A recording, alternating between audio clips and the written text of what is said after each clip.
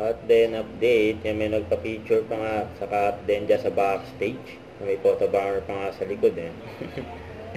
And nag-guest sila sa It's Showtime. Pinonggas din ng cut din. Mga badlang people. Dahil gusto nagpa-picture sa cut din.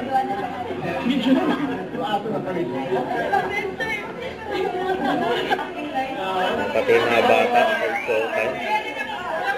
Nagpa-picture din sa cut din, dyan sa hallway. Congrats sa captain, Lola Bagin. Umilit din ang captain sa mga bata. Umilit pa ng mga bata. Naro nila ang captain.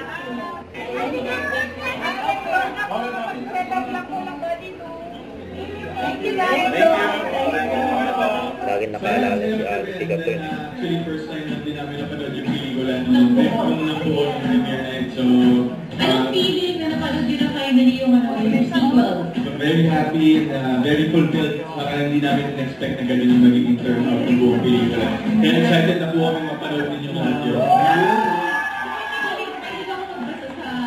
Ng mga reviews ng movies. Ngayon lang ako nakabasa ng review na mas maganda yung sequel kesa sa first film. Ano ang feeling?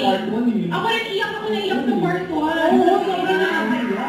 Yes, siguro nakakabago mo naman talaga ng sequel. But after watching it yesterday, tapos nakita namin yung feedback din ng mga nanood, nakakataba ng puso. So sana mabigyan nyo ng chance. Today is our first day. So maraming salamat sa lahat ng